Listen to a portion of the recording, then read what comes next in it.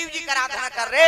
घंटा करना कहते हो और शिव जी पूजा करीगा सस्ता पूजा बेचारा के पानी को दे कहीं नहीं है डारा चढ़ा दे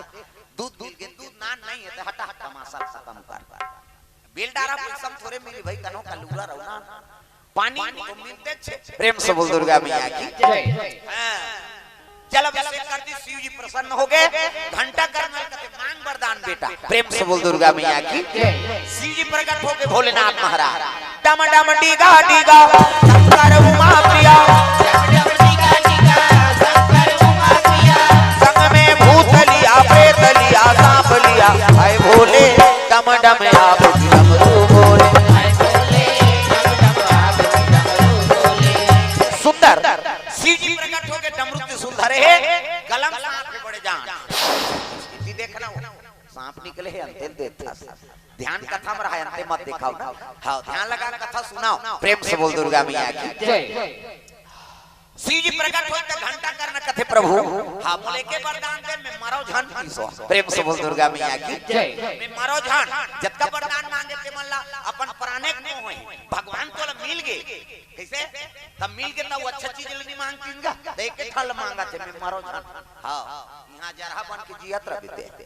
संत महात्मा मन मरण झन कह के कहा हमरा मुक्ति मिल जाए महाराज जल्दी मर जान ऐसे कहते प्रेम से बोल दुर्गा मैया की जय। गृह कारज नाना जंजाला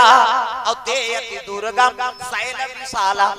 ये जीवन मिले है नहीं देकर से मतलब मुक्ति मिल जाए भगवान के चरण कमल में हमार हां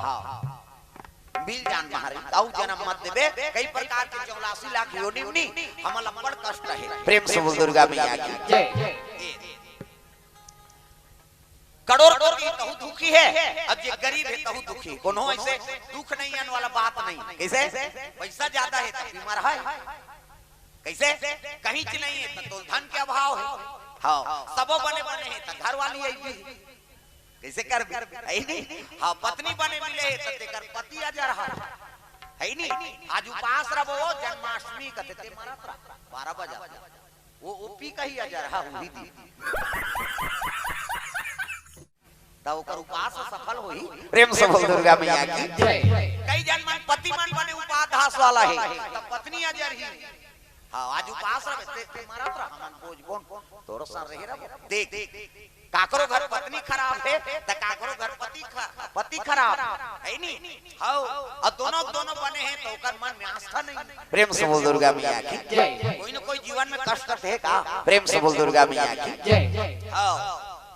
ये बात है दादा वो राक्षस तपस्या करे लग गए शिव जी प्रकट हुई तब कथे मैं मरो झन महाराज इसने वरदान मोला दे देते शंकर जी कथे लोक के नाम मृत्यु लोक के बेटा अब मोर नाम महाकाल हां जे मरे के खोथे नहीं तेल काल बन के नहीं जाता प्रेम से बोल दुर्गा मैया की जय। अब मैं तोला कैसे अमर तक वरदान दूं त कोई तू उपाय बना महाराज कथे एक काम कर ते सूर्य देवता का आराधना कर अब जो मांगना है ते मांग ले वो दे दी प्रेम से बोल दुर्गा मैया की जय। तब तो सूर्य देवता का आराधना करे लग गए दादा प्रेम से बोल दुर्गा मैया की जय। सूर्य प्रकट हो गए अब प्रकट हो तब घंटा करना राक्षस कथे मैं मरो झन इसने वरदान दे बोल सूर्य देवता कथे मरना हां सबोल है भैया मृत्यु लोक में जन्म ले लेकिन तो 100 ठन कवच कुंडल देते ये कवच न तोड़ने वाला कोई है नहीं मृत्यु लोक में जन्म नहीं धरे प्रेम से बोल दुर्गा मैया की जय। देवता मन नहीं तोड़ सके ऐसे वरदान दे तो जी एक ठन कवच का था 100 ठन कवच कुंडल दूं प्रेम से बोल दुर्गा मैया की जय। एक ठन कवच कुंडल कोनो तोड़े नहीं सके और 100 ठन तोड़कर कवच कुंडल रही तो कौन तोड़ी हां खुद सोगेगा राक्षस मोला अब मारने वाला नहीं दुर्गा मैया की जय। अब वरदान के तब अत्याचारी बढ़ गए देवता दानव मानव सब लोग अत्याचारी करे लग गए ये बात ला देवता मन समझिन ना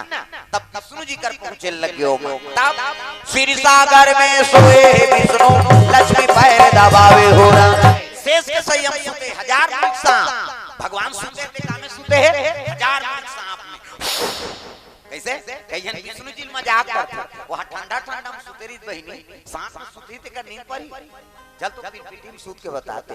हमन मरहा सांप से नहीं सूत सका 1000 मुनिक सांप में भगवान सुती और भगवान सुती दुनिया ते राखबे देवी देवता मन नहीं सुता है प्रेम से बोल दुर्गा मैया की जय। दिन और रात देखते दुनिया अब ये गजाना दवैया है वो तो बैठे वो वो लीव लाभ करिस का एको खाओ दिन भर में। अब तो रात भर बैठे रही देख पे इसे लीव लाभ नहीं करे और इसे कर दी नहीं एको झंडी पांचन में बता देते पलक झपकते पर ले और पलक उठाते सृजन देवता का आँखिं पावर। प्रेम से बोल दुर्गा मैया की जय। ये बात है दादा। तो विष्णु जी शयन करे है लक्ष्मी माता चरण दबाते नारी के थन धरम ये कही धरम। अब ये कब्रत नेमा काय वचन मन पति पद प्रेमा पति चरण कमल में सेवा करते बोला सती नारी करते। प्रेम से बोल दुर्गा मैया की जय। पतिल देवता मान ला और तू मन देवता पतिल बना दा रहे हो नहीं। हाँ हम समझ जा नारी देवी बन। प्रेम से बोल दुर्गा मैया की जय। तो कहाँ पावे कहाँ देवता अपने छत देवी वो पतिल देवता नहीं माने वो हवे खानी तो धार जा कैसे बेरल को बेरा तो देखा था तो लागा था काका लागा था दूसरा पड़ोसी के भाई ओकरे बार तो सेवा करे बार आए इसका। प्रेम से बोल दुर्गा मैया की जय। अब पति झलक चाहिए पत्नी का सम्मान करे कहीं नहीं पति कौन लगा थे जे काकरो बाप लग पति आए ओकरे नाम पति आए सुने रहा घर में जात बताओ अपन अपन पति कौन लगा थे समझे इसके पति कौन लगा थे जे काकरो बाप लग पति आए तेरे नाम पति आए और जे काकरो बाप लग पति आए वो का पति आए समझा तो नहीं काकरो बात ला पति आए तेरे नाम पति आए और जे कन्हल बात ला पति आवे चली करे ते का पति आए झन जाए कर वो नंदिया धार सांझ जान कोसम बुढ़ा धार रोड में मत जाए कत्तो कहा था लेकिन मानबे नहीं करे वो तो वो थोड़े पति है बाबा। प्रेम से बोल दुर्गा मैया की जय। जीवन में 3 पति है कैसे हां एक तो पर्सनल पति जेकर बार आई नहीं 7 जन्म की कसम खाए आदमी में 7 जन्म पर ओकरे बार बनो एके जन्म में कीड़ा पड़ा था 7 जन्म कते देखे थे बता। प्रेम से बोल दुर्गा मैया की जय। ठिकाना गा था ना 7 जन्म पूरे के जन्म में ठिकाना नहीं 7 जन्म के का ठिकाना कैसे कई जन नारी मन कहा थे कई जन पति कहा था कहां कहां एला नामदार है यार मोर घर में बोझा हो वो पत्नी कहा था मोर बार तो कलेक्टर हो यार इस कहां कर घर आ देख एके जन्म में तोर जीवन में है नहीं हां फर्क पड़ गए का 7 जन्म के कोनो ठेका ले अरे एके जन्म में उधार दादा एके जन्म में तोर पति है एके जन्म में ओकर पत्नी है वो पार भगवान जोड़ित बात अलग। ये बड़ी अच्छी बात कही आप। प्रेम से बोल दुर्गा मैया की जय। लक्ष्मी चरण दबाते सब देवता मनोकर कर पहुंचे लगे कहां विष्णु जी कर पहुंचे लगे तक भजन करत करा श्रीमान नारायण नारायण नारायण। भगवान विष्णु देखी तब कहते अरे आओ आओ आप सब देवता कैसे आ का बता महाराज कैसे ऐसे ऐसे ऐसे और ऐसे ऐसे ऐसे ऐसे तो ऐसे वो तो घंटा करना नाम के राक्षस है वो त्राही त्राही कर देते प्रभु ये सृष्टि के नियम लटोरा थे कैसे करा औला ऐ नहीं बोला जिए का अधिकार नहीं है बोला मारो। प्रेम से बोल दुर्गा मैया की जय। विष्णु जी कहते भैया बोला भी कोनो देवता मारे सकान हां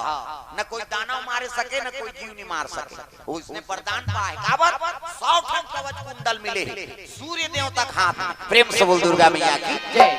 एक ठन कवच कुंडल टोरे पावर नहीं हमार में कैसे करा त कोई तो उपाय बना महाराज तब कहे लगे भगवान विष्णु कहते मैं आत्म चिंतन करूं कर बार ऐ नहीं ओकर बार एकांत जगह चाहिए तब निवेदन करिन देवता मन प्रभु कैसे करके उपाय बना हां ते नहीं सकूं कथा ते दुनिया में कौन सके ऐसने अत्याचारी बढ़ जही तो सृष्टि विनाश हो जही प्रभु। प्रेम से बोल दुर्गा मैया की जय। तब भगवान विष्णु हां देवता मन कहते तुम फिकर मत कराओ ऐ नहीं ओकर बार में आत्म चिंतन करूं मैं तपस्या करूं। प्रेम से बोल दुर्गा मैया की जय। ऐसे ऐसे फिर राक्षस होगा तब भगवान मन झलक मारे नहीं सकिनो ओकर बोला मारे बार तपस्या करेल जाते विष्णु जी। प्रेम से बोल दुर्गा मैया की जय। तब कहां जाओ एकांत जगह सोचिस ना तब कैलाश पहुंच के विष्णु जी। प्रेम से बोल दुर्गा मैया की जय। अब कैलाश में कौन बैठे हैं दादा कैलाश काकर जगह है शिव जी और पार्वती जगह है तब जय कैलाशी भोले बाबा कैलाशी भोले बाबा बियाह ते मन बजाओ ए माला झन देखा ए गांव के का एला देखा था ये मन बियाह के काया ते पहली ला है त तेनी भजस बुलान देना ये तो बात है। माता मन के 3 ठन गोठा कहां छुनी सिराय, चाहे वो बाजार जाए, चाहे तीर्थ यात्रा जाए, चाहे कथा भागवत में जाए, सब ले पहले वो दूसरा को लुगरल दे। हां माता मन के आदत हां और पूछदारी होला मने दिखी थी आई कक्का के लुगरा ये तो तीज ही है पर साल कई तक कैसे नावा दी डामर गोली भर के रखे रे संदूक उहल दूसरा गो आशा खाए बहनी कही रखिया बड़ी मुंगा तो धाने से कर तोर के जान लोग लई का ती पोस में ओकर कई जान रहा तोला का ये सब ले पहली गोठे माता मन की और वो तीनों ठन के पॉइंट के गोटियात लोग का लरा जरा निकल जाए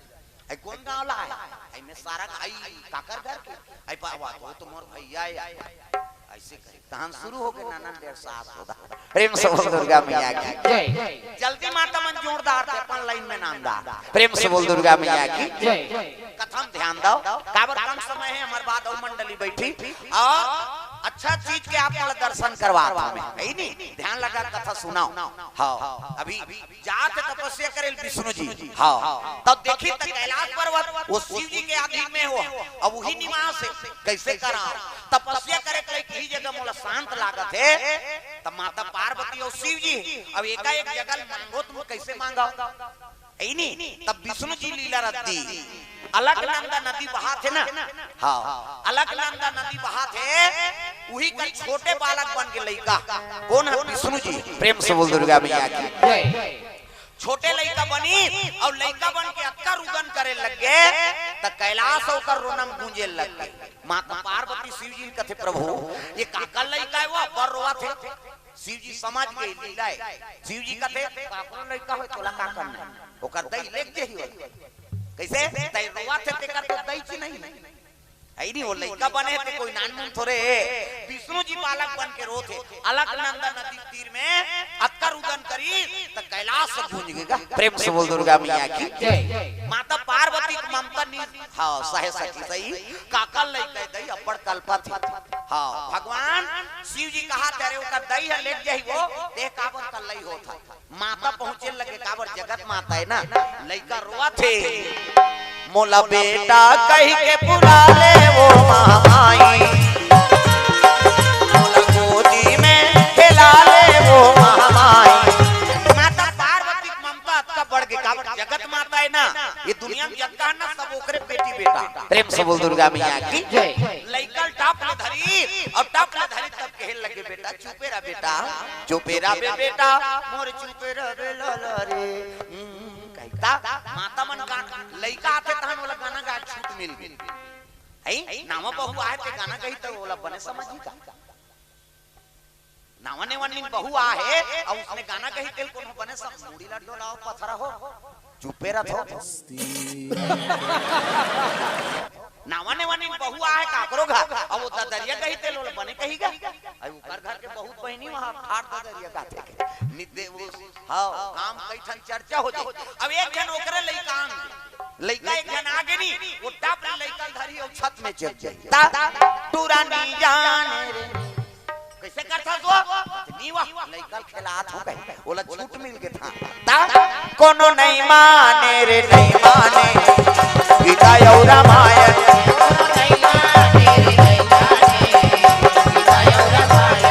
कोनो नहीं जाने रे नहीं माने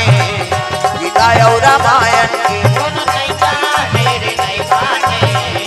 गीता और रामायण की माया माया जब भुला गए माया माया जब भुला गए माया माया जब भुला गए माया माया जब भुला गए श्रीनाथ नारायण के गीता और रामायण की